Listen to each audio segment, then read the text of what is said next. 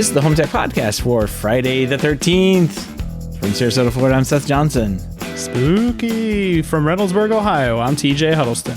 From a server in Pickering, Ontario, I'm Gavin Campbell. Oh, Gavin's here. Wait. Oh, wow. From a server, like an Unraid server? Yeah, where are you, Gavin? Why are you in a computer? Yeah, so this week I just decided to ditch the boys so I could go across Canada. No projects for me this week. Oh, well, AI Gavin checked in. Thanks, AI Gavin. There's really some fun stuff here that we've been playing around with all night, making AI voices. So Gavin's on vacation this week, doing something in Canada. I'm not sure what. Visiting poor schools, I think. That's the only thing I got from him so far. I don't know what he's doing. He's sad schools, poor schools. I don't know. He said he's out west somewhere. So yeah, I don't know. Gavin's doing his thing. Probably having a good time. I saw some pictures earlier that he posted, and he looked like he was visiting some nature things, right? Some nature. He was in Alberta. Yeah, it's pretty up there. It's like a big place. Who knows where he was there? I don't know. I was looking at the map. Yeah, Alberta's pretty big. Who knows? I was like, I don't even know what Alberta is. What is this? A city? It's a city. Yes. Ignorant American over here. Yeah, it's a pretty place. So I hope he's having fun and has a great vacation. So, I'm just finally recovering from CDM. My voice is a little bit more back than it was when I recorded last. I was listening to that and I was like, man, my voice is gone. And luckily I didn't lose my voice this year, but I did. It was painful. It wasn't painful like it was in the past, but I was definitely talked out by the time Sunday rolled around after 3-4 days straight talking. Yeah. Did you get COVID, Seth? I mean, because you always get those kind of sicknesses from conventions, or I guess I should speak for myself. I always get those sicknesses from conventions. Yeah, I didn't. I mean, didn't feel sick. There were some people in the booth across from us, like that said, hey, a couple of us are feeling sick and got the COVID. I'm sure there's other people in there that did. I didn't get anything. And I'm not aware of anybody on our team that got anything. So well, that's good. Yeah. I call that a success then. The worst part was the bloody nose stuff that you get from going from a place that has all the humidity to a place that has no humidity. Yeah, that's rough. Bloody noses. I don't really understand biology, but it sucks. Yeah. Well, you did do a show without Gavin and I, episode 497. If you haven't listened to it yet, guys, you should go listen to it. You did some interviews from the CDS show floor. We got some good takes on there. Some of my favorites on there, like Anovo. That was kind of cool. IFP. I mean, it's the first time I've heard of that company. So that was kind of cool to hear about their products and see what they're doing. So yeah, some pretty good interviews on there. So if you haven't listened to it yet, you should definitely go give it a listen. Yeah, the Anovo one is definitely something I found interesting and one to keep an eye on. I mean, they're basically doing a little bridge from the home assistant world over into professional products like Elan and Control 4, right? So very interesting. Keep an eye on it. Like we'll probably talk about home assistant tonight a little bit, right? I'm sure. There's some home assistant news that's happened in the past couple of weeks, but yeah. We did have the HomeTech Happy Hour too. It was a lot smaller without the big draw of Gavin and TJ showing up, and there was a lot of people that did not make it out to the show. I did see friend of the show, Greg. Greg was there from all the way from Canada. And I was like, hey, man, come by the HomeTech Happy. He was like, I've got a flight at 4 a.m. So he's like, I don't want to hang out with you. So yeah. Sorry. He already looked pretty tired. He's like, I'm done. I was like, come on by, grab a beer, grab some pizza. And he didn't make it, but it's cool. I understood. I was pretty tired by the end of the day too. Yeah. And then Michael Moore showed up as well. And friend of the show, he's always in the chat as well. And I want to say thanks for coming out. He came out to the HomeTech Happy Hour. He was there with one of his employees, and they sat down. We had a chat a little bit. It wasn't that big, but it was really fun and kind of like the experience that I want, because like it was relaxing, right?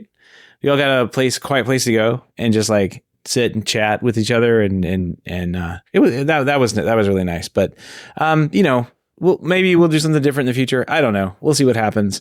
But it was definitely a good time. And downtown Denver is still torn up, TJ. Like, you guys remember like walking around in the construction site and everything? Oh yeah. I thought all that was be done. No, it's completely torn up still. Like all of those. I just assume that all construction forever just goes on forever. It's just never ending. Yeah, it'll never be finished. Yeah, I was hoping it would be done. Like, I mean, all those businesses downtown are just like suffering because they're like behind walls of like chain link fence and weird board things. And it's like, man, like, when are they going to finish this project? I remember going a couple of years back and it was like a real nice, like, vibrant outdoor mall type, street essentially. And now it's just one giant dusty construction pit. Yeah. It's really, really weird. So I'm betting all the businesses there are really hoping they would wrap it up and finish it. But yeah, bet. Man, is Cedia at Denver next year too? Yeah. I think they signed a multi-year contract at some point, and I've heard as little as 4 years and as long as 10 years. I have no idea what the real number is. But from what I understand, it's going to be there for a number of years. Somebody asked me, it's convenient to get here. What? And they asked me, where's the most convenient for you? And I was like, San Diego. Like, absolutely the most. Yeah, I can go back to California. That was great. It was beautiful. It was amazing out there. The weather was amazing. Unbelievable place. And we had a great time there. There's so much to do around the convention center there. All of they didn't decide to just tear up the entire place and make it a giant construction project all at once. And there's, we've had, I think we had 1 or 2 HomeTech happy hours there. I don't remember. I think we had 2 at the little Irish bar right down the street from the convention center, and had really, really good success there. So maybe one day they'll get back there. But probably not, because I don't know. They say it's inconvenient for us East Coasters, but I beg to differ. It was a lot of fun. Yeah, while you were gone, so I use Google Photos for all my photos, and once in like every day or every other day, it pops up with like a Google Photos memory, and it brings you back to a day in the past. And while you're gone at Cedia this past week, my first ever Cedia that I went to popped up in my Google Photos in 2017. So haven't been going for that long, but I went with Bruno Napoli. And I worked at his booth. So I have a picture of you guys walking around outside the convention center. Yeah, we have our GAFA shirts and everything. Yeah, the TJ sighting. Exactly. That was a good time. A good time. I remember Bruno. He's up. He was working in China at some lighting. He's in Hong Kong last time. Yeah. To catch up with him one of these days. Well, it turns out when you leave town for a bit and Gavin is there reading all the stories coming in, I will say, in Gavin's defense, he not only he just collect every story, he collected like all of them. There are so many news stories to cover. I don't know how we're going to do it, but in his defense, not only was Cedia going on last week, but there was also like IFA in Berlin, or is that what it is? Yeah. Berlin. Yeah. So it's like a pretty major, lots of good stuff. Yeah. Just so much news was like piling out. And we've got a ton in here, and regular news happened too, just not just convention center stuff. So I don't know. We got a ton of HomeTech headlines. I think we're going to blow through them as fast as we can. Let's see if we can do that. But what do you say we jump in? Let's do it. Well, before we get started, a little bit of follow up here from a story we talked about the last time. All three of us were sitting down before the show, before Cedia. We were kind of talking about Brilliant, and we had seen a tweet or a thread, I guess. I think it was like a Reddit post. Somebody got like an email back from customer service. Yeah. Saying that they got bought and whatever. Exactly. And at the time, it's like, well, we're scratching our heads. Like, you would think they would announce this. Yeah, like not just like a customer service email. Right. It's like, yeah, we're still in business. No, they just want to keep it secret, I guess. I don't know. But it looks like, who is this? I think this is Jennifer Patterson Tui. She went, she's a reporter, and she knows how to ask questions. Unlike us, who we just speculate on the podcast. But 100% speculation here. Yeah, well, we exactly. She went and dug a little deeper and found out the Brilliant has actually indeed been acquired by Alameda Strategic Investments and Cullinan Holdings. It's been rebranded as Brilliant Next Gen. And despite the 3-month hiatus involving the layoffs, the halted sales, And all the existing products do remain functional. So Lisa Petrucci, the former vice president of business development, is now the CEO, and the company will focus on primarily selling their products to professional builders, developers, and the custom integrators rather than individual homeowners. So they're not dead. They're not dead. They're around there. Yeah, as a custom integrator, I'm not really sure what they think the appeal is. I guess if you're doing like tract homes, you could just throw in like one of these silly like smart lighting packages and say you have a touchscreen on your wall or something. But they're like $500 light switch touchscreens that look awful and they're not that great. So I'm not really sure what pro is going to buy these unless something changes. I don't know. I think the product has to change, but unless the builder tells them, hey, you have to buy this. And this is what we're and I don't see a builder doing that because like builders traditionally do not want technology in the house. And do they want this smart switch? I don't think they do. I don't know. Maybe. I don't know. We'll find out. Good luck, Brilliant. You matter. Oh, wait. No, they don't matter. Maybe they, yeah. My bad. Who knows? Who knows what they do? All right. And then in a little bit more business news here, ASSA ABLOY has acquired Level Home, which is basically Level Lock's hardware business, intellectual property, brand, and related teams. Level Lock will continue to operate as an independent brand and subsidiary under ASSA ABLOY, allowing it to grow with the support of a global leader in access solutions. And the acquisition includes the transition of founders Ken and John to ASSA ABLOY to continue leading Level Lock. Now, Level had a multi-family platform, kind of a commercial platform known as Level M, and that's been spun off. It's now going to operate independently under a new name called Ambient Property Technologies.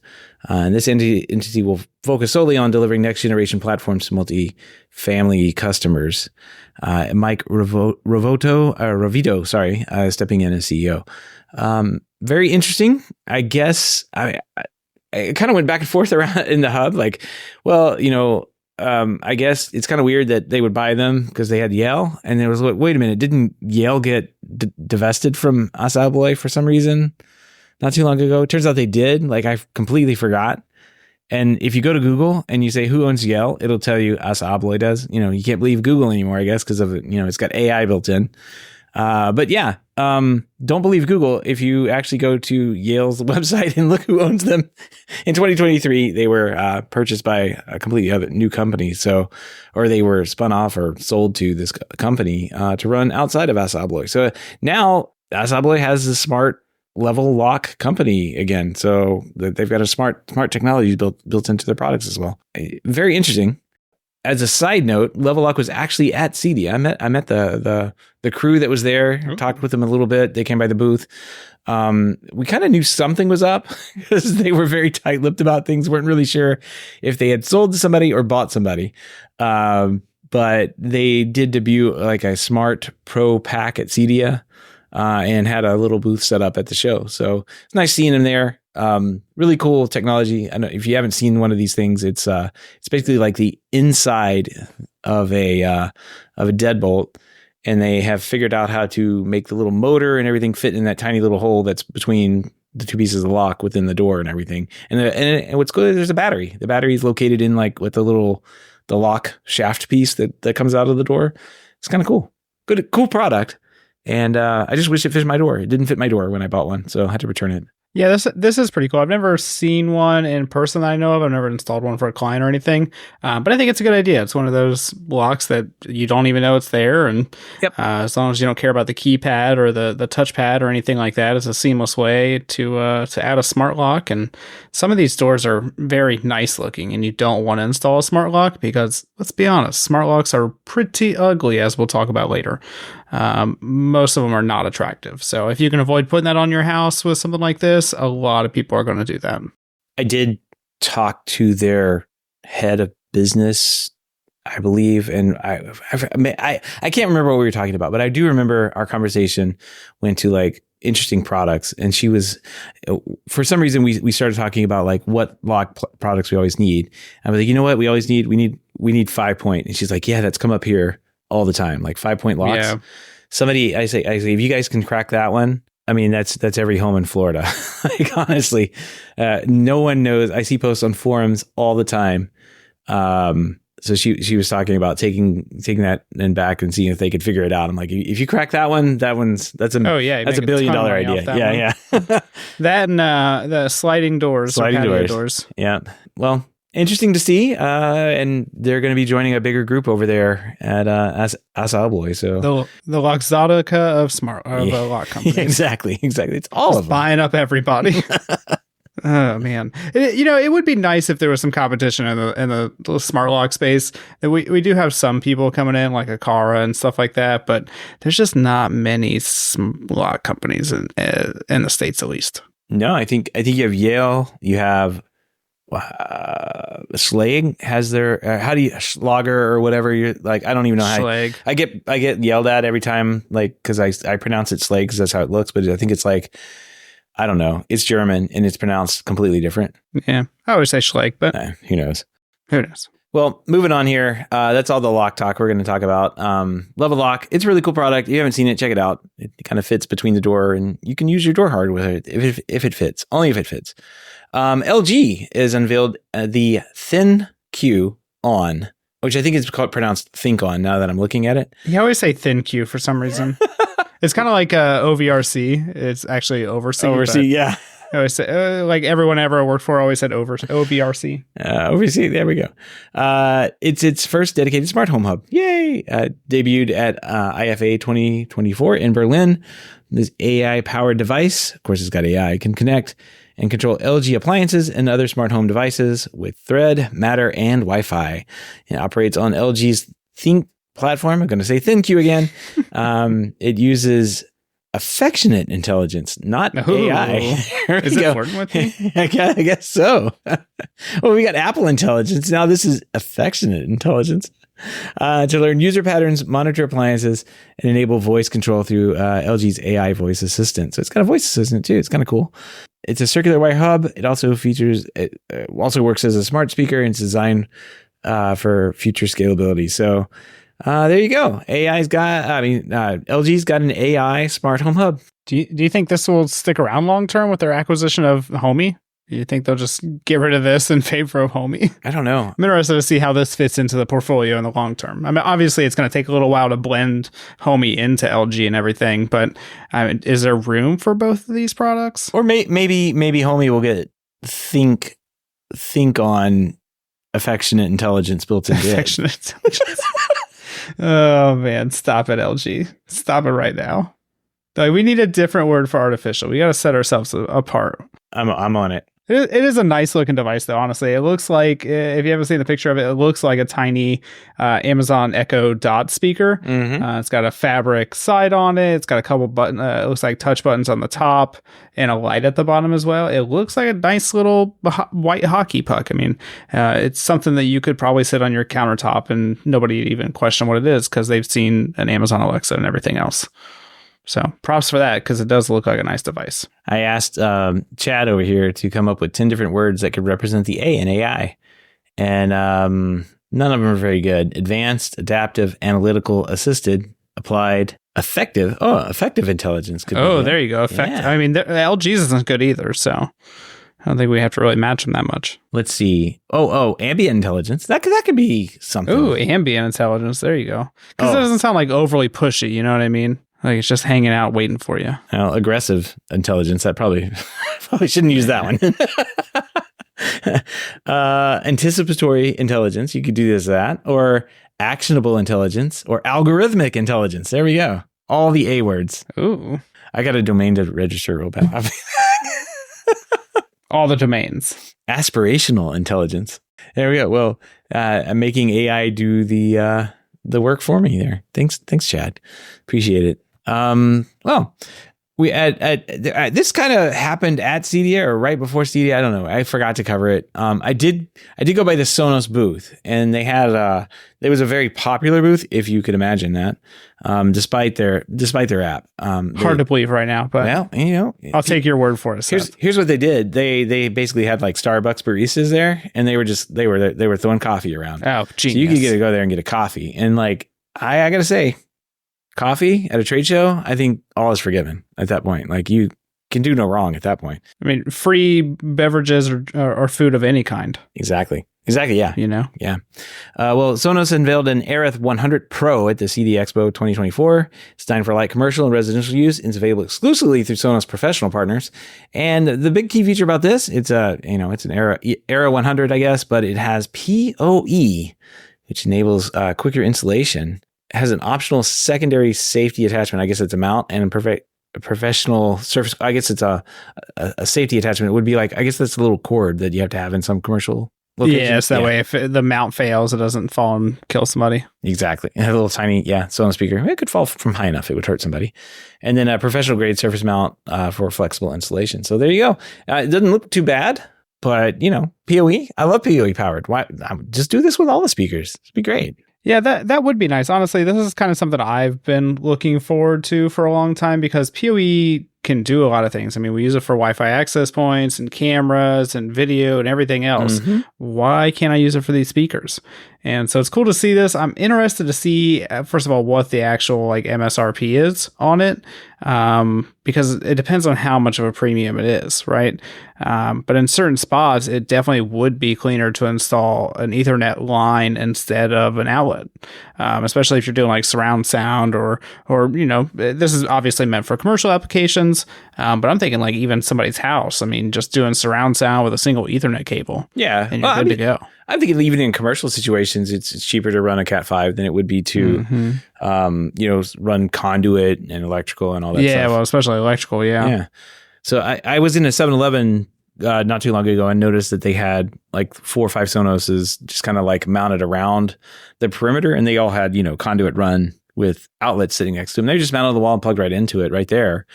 This would be a better installation for one of those things. They also have a pro dashboard thing that people were talking about. I haven't really seen it, but I think they're really trying to do the commercial thing with that. And also there was some kind of rumor floating around. I heard about this after and never really cared to go look at it, but there's some kind of theater offering that they were either showing off privately or I don't know, something was going on with that. So if there's anyone who wants to snitch on it, let us know so we can talk about it, because and they may have some new theater products or something coming out in the future. Yeah, we've been hearing rumors about a more expensive sound bar. So yeah, maybe that was it. I don't know. They were showing off something at the show, so we'll see what happens there. Let's move on here. SwitchBot. Oh boy, SwitchBot. SwitchBot's released 6 new smart home products, I guess over at IFA as well. These let's just go into them. SwitchBot evaporative humidifier. It's basically a humidifier, right? Why not? That's what I think of when I think about SwitchBot. I think about humidification. There we are. It looks like it's quiet. It's got antibacterial features. Yay. They've got a wallet finder card. It's an ultra slim 2.5 millimeter card. Works on the Find My network for your Apple phone and has a 78 dB siren. I've got one of those. Not made by these guys, but a similar product to that. They also have a SwitchBot Meter Pro, a CO2 monitor. And they have displays for indoor and outdoor temperature, humidity, and CO2 levels. So that's kind of nice. They have a K10 Pro combo, K10 Plus Pro combo. It's a robotic vacuum and a stick vacuum with a fusion base for charging and dust collection. They have a SwitchBot air purifier and air purifier table. Designed for large spaces, effectively remove pet hair and odors, capturing 99.97% of particles using a HEPA filter. And a SwitchBot roller shade. That's kind of interesting. Customizable to fit any window. Offers full blackout UV protection and a wire-free installation. So, a decent amount of stuff. One of the notes here on this one is the evaporative humidifier can be refilled automatically by SwitchBot's S10 robotic vacuum. That's kind of cool. If you need water added, it'll go over there to the little refill station and take some water out, run over to the humidifier, put some in. There you go. Done. Yeah, I thought that was really cool, honestly, because, I don't know if any other company has done something like that. They've basically created 2 separate items that can use the same parts in order to refill it, and that's awesome. It's just one kind of less thing you have to worry about. Especially, I've never used a humidifier, but I imagine you have to fill them up quite a bit depending on where you are. And I'm also really excited about these roller shades. I was watching a video on how you actually cut them. It looks like a super easy way to actually cut them down to size, and they're not that expensive. The large one that they have on their site is $260. Wow. And right now they have like a $90 off coupon, so it makes it like $170.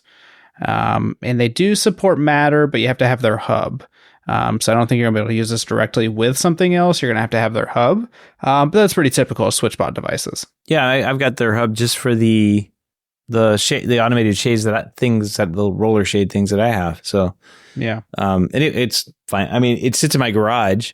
I never even look at it. Actually, trying to see if it was still sitting up on the table and it hadn't fallen off. But every morning it tells the shades to open and close, or at night it closes them like sometime around sunset. So it's been working great. Can't complain. Yeah, and one of the things I noticed on their website about the roller shades is that they say they have unlimited fabric styles you can choose from. So they have a way that you can actually change out the fabric for like different art prints and stuff like that as well. So you don't have to go the traditional boring, beige and gray and white colors. You can get like a zebra print or maybe a picture of Pickering, Ontario on there. yeah, exactly. Or a giant HomeTech logo. Who knows? Yeah, I could do that one. So that's pretty cool. It's interesting to see that. I mean, we've seen some products that offer that kind of customization from like IKEA and stuff like that.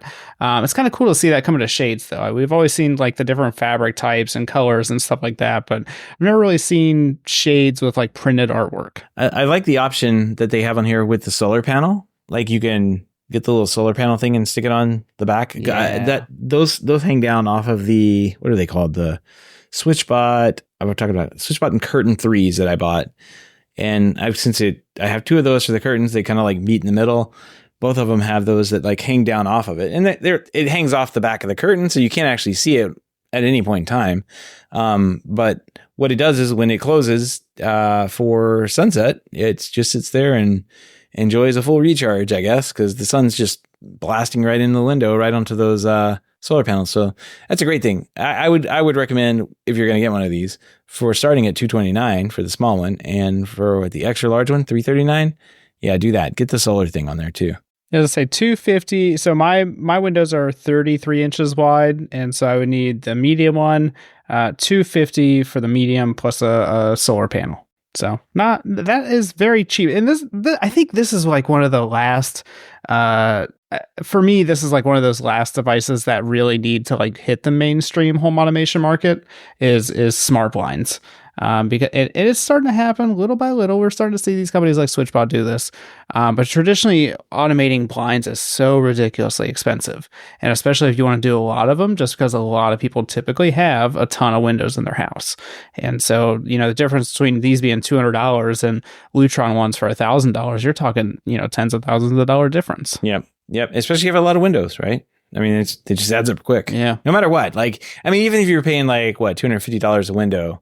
We have like, I did the math the other day. We have like 13 windows in our house. Yeah. And so like, if I wanted to automate all of my windows, that's a ton of money. I have all the same size windows, luckily, somehow, in my house, other than like 2 bathroom windows that are kind of, the small little skinny windows, which I don't think even the small one will work for.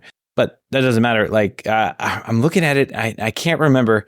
They're either 44 inches or they're 42 inches.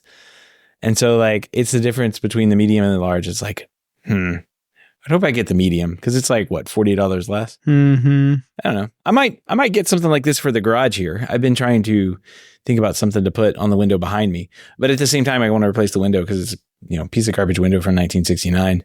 It's time for it to go. Like flops open in the wind when the hurricanes are blowing out there. That's not good. No, probably not.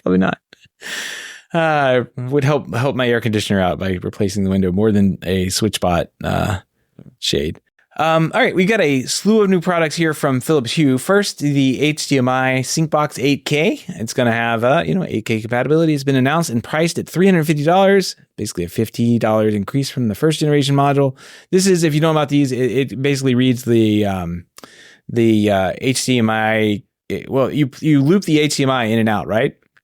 And it reads the colors around the edge or the colors that are on the screen and can replay those colors out over to other Philips Hue lights and everything. So it gives you a really cool bias light if you want that, but also integrates with all the rest of their offerings. So if you have something I've seen it like do not only the like lights that would be around the screen, but also like ceiling lights and that kind of thing. So it's actually really cool. Like Govee and Nanoleaf, they both have cameras on theirs. This doesn't have a camera. It basically goes HDMI in and out. It supports HDMI 2.1. So it's going to be around for a little bit longer. And yeah, I like this one. I like this particular product. I've never liked the camera ones. I know you've used it, right? Yeah, Nanoleaf sent me one with the camera, and I'm not a fan of the camera. Yeah. So this is much better. And I feel like this would be more accurate because the camera, like, you have to adjust, and if it gets like knocked around a little bit or whatever, you have to like adjust the screen right that it reads from. And so this one, I think, would just be a little more foolproof. You know, this weird thing hanging off the TV and looking at. I don't think I need 8K though. Do you need 8K, Seth? No, I do not need 8K. Do you need 8K colors? I think it's more for the HDMI 2.1 because I think don't you get like audio stuff off of that you don't get off of previous versions? I don't know. Yeah, it's possible. For the right person, I mean 8K is coming. I have no idea why, but you know, it's a bigger number, so everybody's going to want it. Is it though, Seth? Yeah, I mean, it's just like Wi-Fi 7. That one's coming too. And is it, DJ? Yeah. Yeah, I have Wi-Fi 7 though. That's the difference. Mm-hmm. Yeah. Yep. Well, that's cool. If you want some lights to attach to this, they also came out with some some lights that have been popular over in Europe, it's in partnership with Europe's largest kitchen manufacturer called Nobilia. They have these down lights that go under your cabinets in the kitchen. These look pretty nice. Very expensive, but they look pretty nice. They're not DIY friendly, according to the article here. Yeah, I'm interested to see how these would install. It looks like some kind of panel or something. Looks like, it looks like it's more integrated into the, like, for a cabinet person to do. Yeah, this would fit in with what Ty in the Slack channel was looking for, honestly. He's looking for those, or who was looking for smart puck lights? There's somebody. That was somebody wrote in not too long ago. Yeah, there was a mailbag piece that you need. Yeah. Had to go back and dig that one up. It's very much in the archive, but yeah, they've got a ton of a couple of different options here, and it looks really nice. I gotta say, I'm not sure I would be a fan of having this type of color, but I don't know, or doing what they're showing here. But like they do, the trims on these look very nice, and you know, there you go. That's what Philips Hue's known for. Nice trim, nice. Expensive product. Yeah, I was going to say expensive products, but they work. They have good colors and everything. Exactly. And then they also released it's in the story as well, but it also has its own story about the Innis. I think it's called the Innis pendant light. It's basically a chandelier. It's one of those, like, if you imagine like a long rail, like with a LED light strip in, that's what it looks like. So very modern looking, but I've seen a couple of these out in the wild, not particularly this brand, but like this style where it has a little light, the down light, and then the up light as well. So like it can shine a different color light or different type of light onto the ceiling, and then in a different light down on the table. It's kind of nice. I gotta admit that's kind of nice. So it's available in white or black. 129 centimeters long and 4 centimeters wide. So have you seen the price, Seth? Can you guess the price? I haven't gone to the price. Oh, it's like 500 euros is what it says here. So 480 American dollars. There you go. Is this the most expensive Philips Hue product? Honestly, I mean, for a living room chandelier. No, it's not like bad. That. Yeah, I mean, it's really not. Like, it's crazy what people spend on light fixtures. So yeah, go over to like Lightology and try and find the same thing. you're gonna pay some money for it. So yeah, this is unhelpful. Google, thank you. I searched for 129 centimeters and it tells me it's 1.42 yards. Oh, very, very unhelpful. Let's go with feet and see what it gives us. It's 4.26 feet. Well, and I thought this was going to be the most expensive Philips Hue light. Shame on me because they definitely sell more expensive lights. So there you go. This one's mid-range for them. Yeah, they're a real lighting company. That's nice. Well, that looks cool. Bunch of stuff from Philips Hue there in the lighting world. And also Nanoleaf has come up with a couple of things here. They've got blocks, LED wall panels. They're block LED wall panels, yes. But they also have cool things on them with pegboards and shelf attachments on them. And it looks like they have like different sizes too. So you can make like a little shelf with backlit on it. So you can put stuff up on the shelf and have it backlit. I don't know. These are very artsy and look they kind of look like that. Like you're going to pay money for these, like a decent amount of money for these. The square kit costs, let's see, $199, and a combo XL starter kit is $250. The squares, shells, pegboards, and textured squares are available at $29.99 each. So depending on the size that you need, this is going to add up pretty quickly. But it does look nice. Some of the pictures they have and some of the like ideas that you get from those, like, I could see that. Looks pretty cool. Yeah, no, that's a good idea. I think and I like this because it actually combines like usefulness into the lights, right? Because it's functional. Nanoleaf is actually good at making like these light displays and stuff like that, but kind of like their display case that they just released. This is functional lighting, and I think that's a really cool thing to have. Yeah. Yeah, I mean, it's actually something you can use, right? You can hang something on the pegboard, or you can put a little something up on one of the shelves to display it. The previous generations of these types of like RT panel things, that's all they could do. It was just art on the wall. And it was like, I have a kit from who is it? Lametric, I guess. I've never installed it. It's been sitting over there for about a year or two now. I probably should pull it out of the box and put it in. But I need a wall to put it on, and it doesn't serve any other function other than light up. So, one of these days I'll do it. I promise. Not like me to have projects just standing open like this forever. No, you would never do that. Not you, Seth. Well, then Nanoleaf also is going outside. They have some Matter Smart multicolor permanent outdoor lights now available pre-order at $199 with shipping starting here in October, right in time for getting them up for the holiday seasons. These were announced back at CES, and these lights are designed to enhance the exterior of a home with vibrant customizable lighting. They've got 15-meter strips, includes 30 addressable LED pucks, going from tunable white range from 2200 to 6500 Kelvin and a brightness of 50 lumens per puck. They're trimmable and extendable up to 45 meters and can operate over the 2.4 gigahertz Wi-Fi. So there you go. You're not going to be using this with your fancy Wi-Fi 7, are you? No, you're not. I need those fast speeds. No, this is actually cool because they're trimmable. Trimmable and extendable. So the problem with a lot of these, they support that. Like it's not like Govee where you get this is what you get. Don't. And I guess Govee, in their defense, they do give you some options, but it's not like this. Well, and that's always been my complaint with smart holiday lighting. It's like we have the Twinkly and we've had the Nanoleaf string lights and stuff like that, and the traditional Christmas lights, you can extend them. You just plug in another strand, you're 5 feet short, you just get another 5 feet, whatever it is. But these ones, they're always a set length, and it's like, well, what if I want to take it this way instead? I can't, and there's no way to fix that. You have to buy the way more expensive one. Mm-hmm. And so it is cool to see that these are extendable, and these might actually get me to buy them because I need some for my house. But I want to be able to extend them at some point if I want to. Trimmable and extendable up to 147 feet. So, yeah. Yeah, I mean, that's a long distance. Yeah. That's a pretty, I think, and granted, I have a small house, but I think the front of my house is only like 40 feet wide or something. So it's really not long. You can go back and forth a couple times.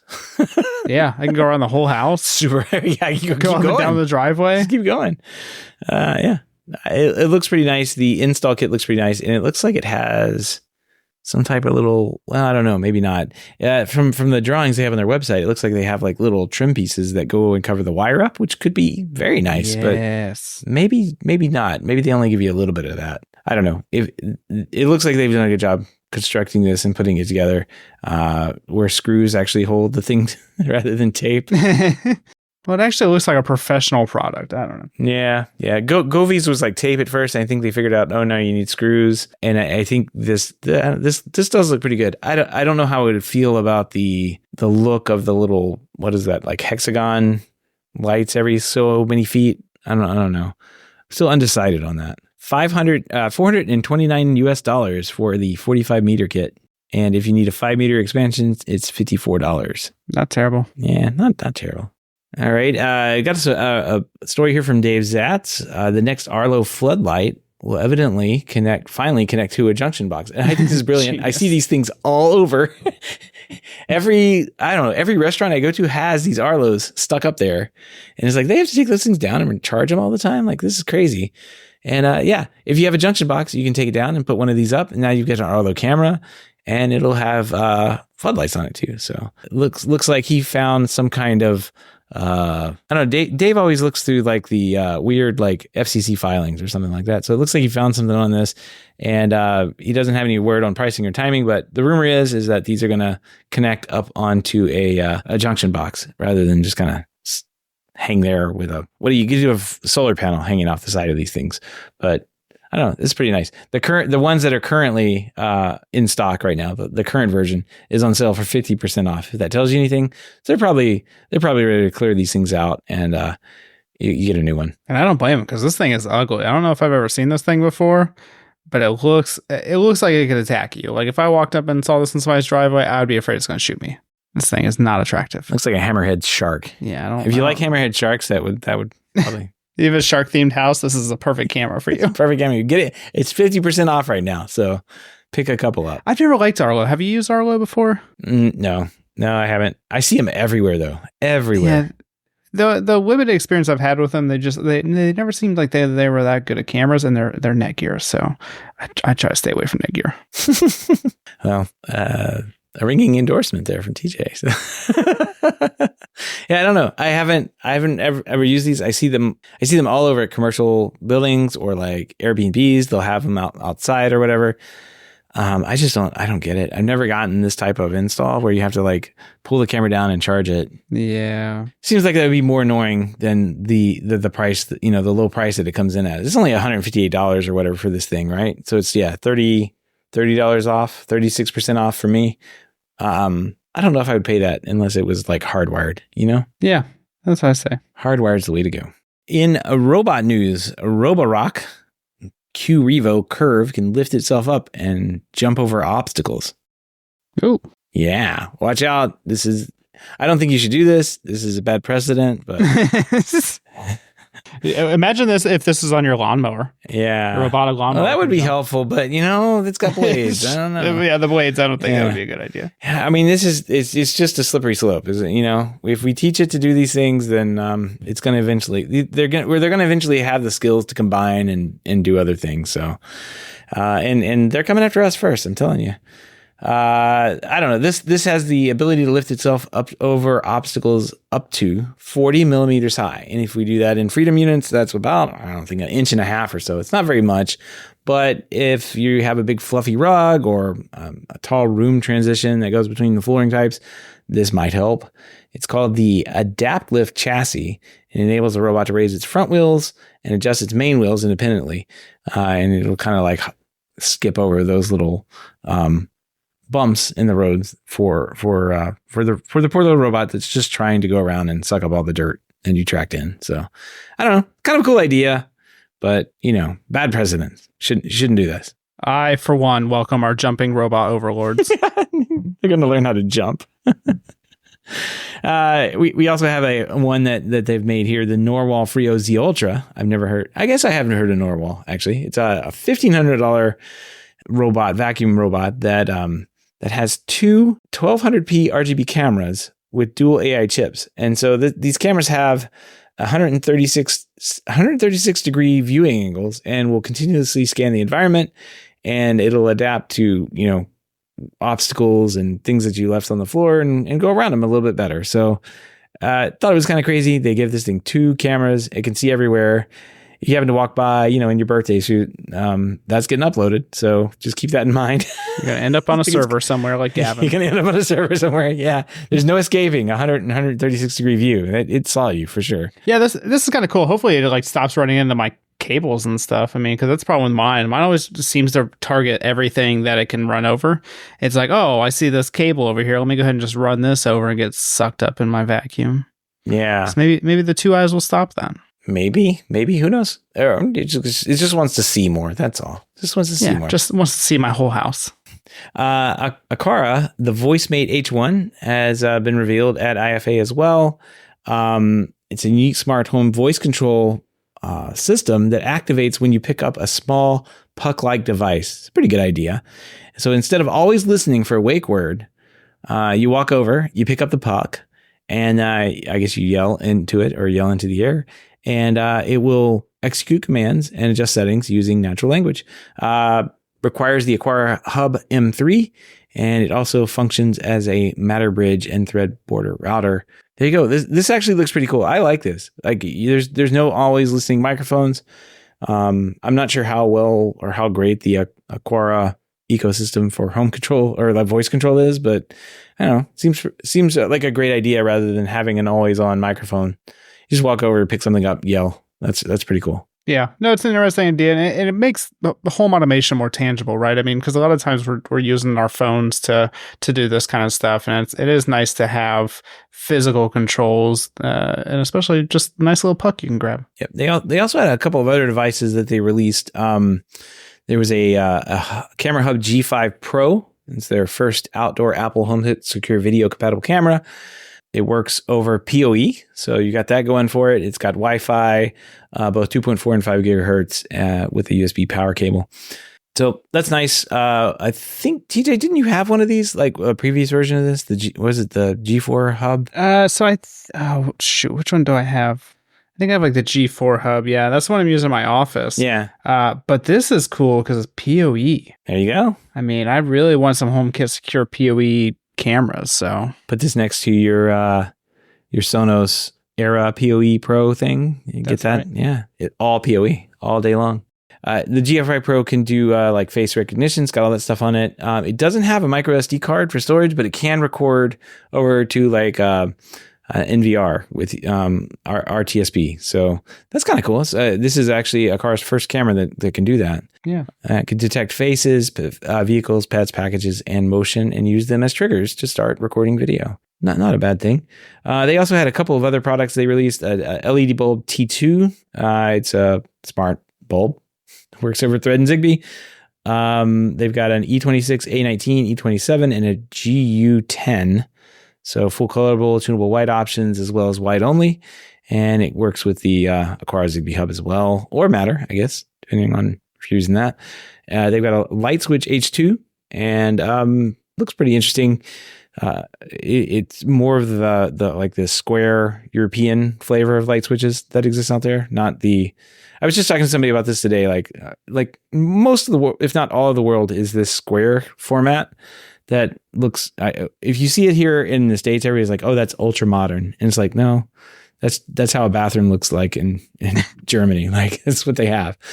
And you go to Australia, I guess they have like the same ish box we have, but they turn them sideways typically. It's kind of weird, huh? So I don't know. It was a fun conversation about lighting I had last couple of weeks, I guess, with Cedia. A number of these conversations were at Cedia with people who were in the lighting industry inside and outside of Europe. So, and then Aqara is actually coming out with a garage door controller. It's the first. Let's see. It's the first garage door opener to support Matter. That's kind of cool. It has wireless sensors, supports up to 2 garage doors, and can choose to, you can close and open them remotely using the app or use geofencing to use that as well. So works directly with Apple Home and Google Home and other Matter compatible platforms using the Aqara Home Hub. And then they also have a valve controller, T1's automatic water shutoff valve. So there you go. Works on water and gas pipes. Yeah, I converted my office to Aqara. They sent me a bunch of stuff to test out, and I got rid of my alarm.com setup. I had an alarm.com setup with a Z-Wave garage door opener and a couple door sensors, just so I could tell, if packages got dropped off or whatever it was. Mm-hmm. And one of the things that I was really struggling with is the garage door controller, because through alarm.com, I can just use the Z-Wave garage door opener with mine, and it works great because it's just like a native thing. But Aqara did not have a garage door opener. You had to use one of their dual relays, and it works fine, but it doesn't operate like a garage door. So like it doesn't tell you that it's like actually open or anything. It just works as like a switch. And I basically use the camera just to see what the position of the door is. But it would be nice to have an actual garage door controller. Yeah, it looks like this is only relay, right? So it's not going to solve the IQ problem, but that's what I got. Good thing I got a cheap office. There you go. No smart garages for me. There you go. Well, I mean, with all the options you have these days, it's not, with bypassing the MyQ service thing. The guys from Connected were at CD as well. They had a garage door that they made, like a literal garage door that they had going up and down inside their booth. It was fun. That's all we got from Aqara. Actually, there's one more story. It's actually kind of big. Aqara is joining the Works with Home Assistant program. And so they're going to bring several devices that support Zigbee and Matter over to the platform there. This is a partnership that makes it easier to identify Aqara devices that provide the best experience with Home Assistant. And let's see, it's going to include the motion and light sensor P2, the door window sensor P2, smart lock U200. Those are all certified for direct connection without an account. And then it said here, I think somewhere in the story, that the upcoming smart lock U300 is under testing and may soon join the certified list. This is pretty big, I think. This is really big. Yeah, this is cool to see. I mean, Aqara, I think, is probably one of the largest manufacturers of smart home devices at this point. And so having that support and eventually having more devices that are supported is really going to make a big difference. Not a ton of devices on the supported list right now, but I think that's going to change in the future. Yeah, we need to get more of the, what's it called? The sensor thing that I've got. Not, I don't know, FP2 or whatever. Oh yeah, the FP2, yeah. The fancy one. I think that's a natively work with Home Assistant. Yeah, that would be cool. Because then the world is wide open with what you can do with like locating XY coordinates of someone in the room. That would be awesome. Do that. Do it next. Do it. Yeah. All right. This is a good step forward. It's only, like you said, only a couple devices, but still a good step forward. It will be nice to see if these two companies move forward together with more certified products that have more of an open integration with each other. It'd be great. Oh, geez. We still have stories to go. Geez, TJ. All right. So we got all kinds of stories. We've got two things here. And really the only reason we have these two stories, we don't really need to cover them. But SwitchBot's got there's a picture over at The Verge of SwitchBot's unannounced new video doorbell. Probably the ugliest video doorbell you've ever seen in your entire life. And then, not to be outdone, Thorbolt has a smart latch lock with thread, and there's a video of it kind of like being taken out of the box and kind of messing around with over at HomeKit News and Reviews. I'm not going to cover these. They're ugly, but they're the worst devices you've ever seen. I think we want to know which one you think is the ugliest, and we'll put a link in the show notes. Click on that, vote, and then we'll come back next week and take a look and see which one is the ugliest. Because man, this SwitchBot unannounced like doorbell thing is so ugly. Like they almost had it. I mean, they almost had it.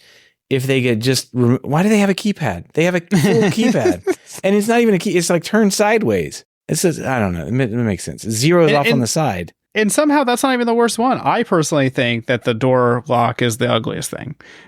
Because like the video doorbell, it's one of those things that like your guests are going to have to touch. And like, I guess you'll have to use the keypad to get in, but you're going to have to use the smart lock every day. And you're going to have to touch this and you're going to regret your life. That's true. I don't know. And every time somebody comes over to the house, they're going to try to use this door and they're going to be confused. They're going to be like, is this a handle? What do I do with it? Do I pull it? What do I do with this? Do I pop it?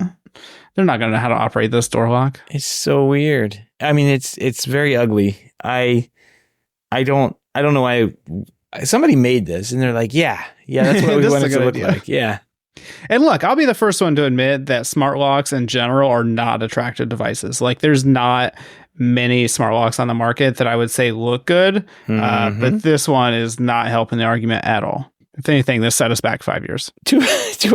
Yeah, you wouldn't put that in your house. Nope. Just abandon all hope there. What does this thing cost? It's on Amazon. Hold on. $89. I could forgive a little bit of it. And there's a $10 coupon because no one wants it. But for the Thorbolt or for the Thorbolt thing, yeah. Ugh. Yeah, I don't even know if it's worth that though. Well, I mean, you get $10 off too, because again, no one wants this thing. So this is like a common design. Hold on. It's like other people make this? No way. Oh, no. They just make non-smart versions. Gross. Oh. Oh my gosh. Man, stop. Okay. So you have to go to the Amazon page on this thing. And there's actually worse ones, TJ. We may have to have another survey after this one's over. These are awful. Compare with similar items. Not that you would think there were similar items, but they're even worse items. This is not good. Man. Oh my gosh. Well, I don't like this. We've stumbled into the world's ugliest IoT. I want to do a client's house in the ugliest smart home products. So if anybody's listening and they're in Ohio and you want to have the ugliest smart home products installed in your house, hit me up. I think we found them. I think we found a gold mine here. This is all of them. I'm going to do a house in all these. Could you imagine just like 20 of these locks throughout a house? Oh my God. Or even this one. This one's even worse. I don't think it's a smart lock though. Somebody made these. Somebody said, yeah, ship it. I mean, for $80 though, it's not bad. I'll give them the price. For the price, I can overlook it a little bit, but I can tell you right now, this is not going to go in my house. Oh wait, did you see the $50 ones? Because they're even worse, I think. Oh yeah, that's the ones I was looking at. It looks like a bank vault thing. Like, I'm going to turn this back and forth a couple times and get into my house. Maybe that's what they do. I don't know. I don't even want to look at these things anymore. I'm moving on. We will put a link to the show notes. Please go vote and tell us which one's the ugliest out of this. This hurts. Yeah, we're steering clear of these things. I honestly, and it's funny too, because earlier in the week there was somebody posted in the Slack group. They're like, SwitchBot's coming out with a new video doorbell, and I was like, do we think this is going to be the ugliest video doorbell in existence? And I'm not wrong. There's just more competition. What was Ring's original name for their video doorbell? Doorbot. Doorbot. Yeah, the Doorbot looks better than the SwitchBot one. Yeah. There was one that was like a circular thing. Sky Connect. I don't know. Skybell. Yeah. Yeah, they still sell those for alarm systems. Oh well. They're awful. It looks better than this one. from yeah. I don't understand the keypad. They were almost there. Just don't do the keypad. Don't do the keypad. You would. Oh my gosh. But how are you going to upsell to those smart locks? You got to upsell to the smart locks, Seth. Oh, you already have a keypad there. So I mean, look at this retrofit lock. It'd be so easy to add. It's so bad. So bad. All right. Well, let's move on here. This is a little bit of news. I guess it's kind of welcome, I think, but consumer groups are urging the FTC to mandate that smart devices disclose their support duration to prevent companies from rendering hardware obsolete through software changes. They should also mandate like how long this ugly smart lock will survive before, like what's the spouse acceptance factor? I think they should put that on there too, because like I don't think if I brought this thing home that I would be sleeping here tonight. So it's ugly. A letter from 17 organizations, include Consumer Reports and iFixit, highlights the issue of software tethering, where device functions rely on a manufacturer's servers, leading to unfair practices like locking features behind subscriptions or breaking devices. Examples include Spotify's Car Thing and Peloton's $95 activation fee for secondhand equipment.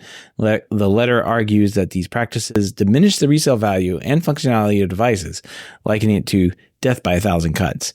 The proposed FTC guidance would require companies to disclose the minimum support times on product packaging, covering security updates and functionality maintenance. That'd be nice. I'd like to see that happen. Yeah, it's definitely needed. I mean, there's a ton of e-waste that goes on with this kind of stuff, and manufacturers are not going to do the correct thing. So government really needs to step in and regulate those kind of stuff. And I don't know if it needs to be anything crazy, but we shouldn't have devices by the thousands or even more going into landfills just because somebody doesn't want to support it anymore. Yeah. All the topics we discussed tonight can be found over our show notes at HomeTech.fm/498. All right, moving on here. We have a pick of the week. And speaking of stuff that can go into landfill, boy, can you find them on this thing. So if you got any of these light bulbs that don't have great specs on them, how would you ever know? Well, someone has tested over 150 of the smart lights out there, and they compiled it into a little chart graph thing. I don't know what is this, and they call it the lighting database and smart light database. Yeah, they actually have an actual real calibrated lumen photospectrometer. Yeah. And in their house, and they've been turning on lights inside this thing and testing them to see what their actual real specs are. They pulled out color rendering, color temperature or CCT, the brightness or lumens of it, the RGB spectrum, the tint, and they've done some flicker testing on this thing too. This is great, TJ. I think you found this on Reddit. Good find. Yeah, somebody posted this. I love stuff like this because for me, one of the hard things, like I'm a nerd when it comes to this kind of home automation stuff. And luckily, there's a lot of people in the Slack channel and Mastodon and everybody else that can kind of help out. But parsing this information sometimes is awful. And so it's nice when somebody creates a resource like this, because then you can just do your own research and figure out what light works best for you. Yeah, I mean, and there's some there's some products on here that have very low color rendering indexes that I wouldn't expect to be the brands that they are. And then there's some that have very high that aren't the brands I expected they are to be. So like, and then CRI is going to be like how true the color is. Like a CRI of 100 would be sunlight, right? Because you can't get any better. But we just have these little LED chips and they don't really produce light the same way. That would be very bad if they did. But they will, they do their best. They do their best. And, if you can actually sort this, like you can click average CRI and see that the IKEA Trod-free bulb at 810 lumens is the best one, 94 CRI. That's excellent. You can see all sorts of other specs about it. What's the price on this? Is it got to check the price button? I'm going to click that. $9, $10. Good deal. Yeah, IKEA stuff is always cheap and it's very good quality. I mean, it's surprising. I have experience with their cheap furniture, which is not the best, but their cheap smart home products are amazing for the price.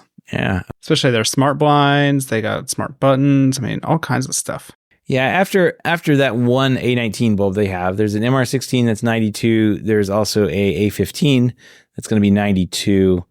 But it starts to roll down into the 80s, which is kind of where your meh lighting lives. And then it gets, kind of worse from there. There's some on here that have CRIs of like 50 in the 50s, which, I mean, that's barely even a light at that point. It's going to be pretty awful. You're not going to be able to see anything. I think they're more like the outdoor lights, those it's par lights, like par 38s. But man, this is a great find. I could geek out on this for quite a bit too. So you're not the only one, TJ. Thanks for finding this. This is cool, man. And they did all sorts of work on the spectral distribution and everything. Wow, great job. What a light nerd. Yeah, what a light nerd. Yeah, I'm not sure what this person did. Oh, they align the circadian rhythm with our help. They do optimizing the light. So it's in their best interest to test all these things, but they can recommend some good light bulbs on this thing too. All right, we'll move on. If you have any feedback, questions, comments, picks of the weeks, or great ideas for a show, give us a shout. Email address is feedback@HomeTech.fm, or you can visit HomeTech.fm/feedback and fill out the online form. All right, project updates. Have you done anything, TJ?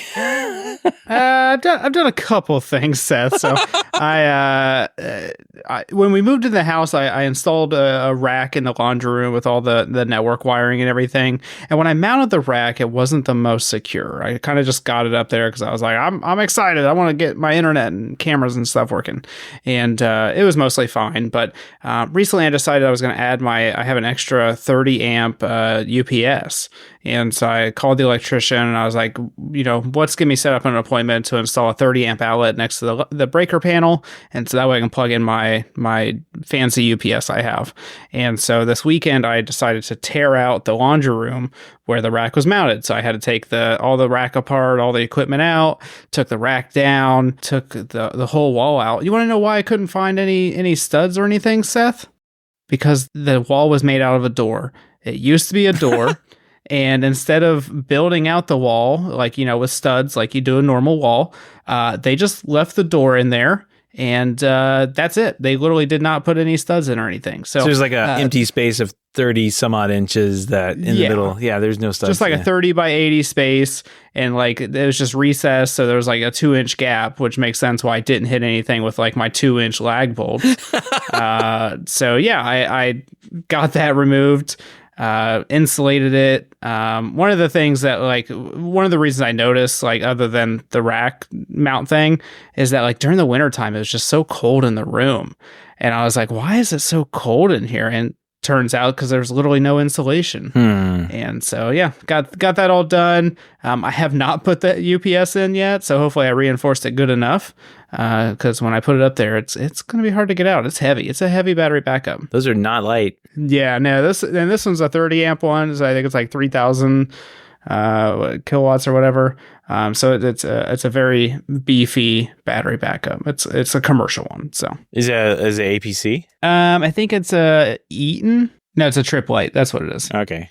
Which I think is owned by Eaton. So but yeah, I bought it for the big project last year, and then I had like 8 of them at one time. So oh wow, this is the last one. Yeah. Oh yes, those.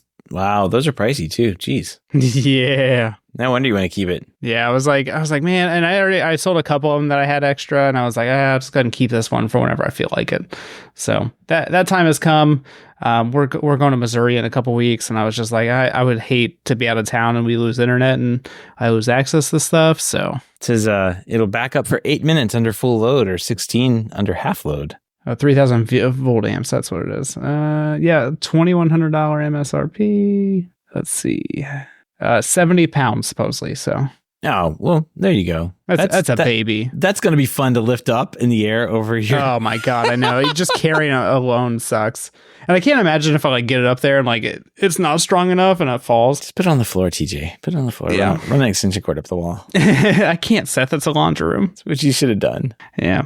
But yeah, that's all the projects I got going on. We're going traveling here, not this week, but the week after. So just kind of getting work stuff wrapped up. It seems like we've been kind of slow this whole year, but as soon as people heard I was going to Missouri, they all wanted stuff done at the last minute. So I've got people calling that I did like pre-wires for like a year and a half ago. They're like, I need my stuff done now. I'm like, all right, well, I don't know what to tell you because I can't do it now. So, well, yeah. Okay, kind of in the same boat. Like, I have people calling me too, and like, hey, it's summertime. I need the system checked out before people get back in town.